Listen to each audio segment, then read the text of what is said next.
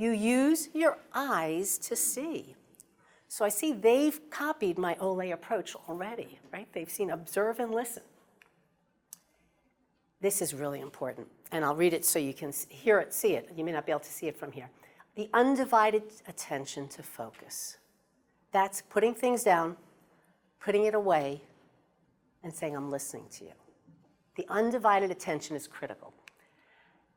And then we have our mind to help us think. Now, all of these up here I can fake. I can't fake the mind, so when I'm asking questions to clarify, my mind's coming into play. And I can't fake the heart to feel. And so when you put all of these together, you get active listening.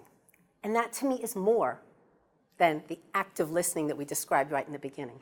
Put your heart into it. Have compassion. Put yourself in the other person's shoes and fully pay attention and listen to them, because then we don't get that maybe we had a misstep or a misspeak with somebody.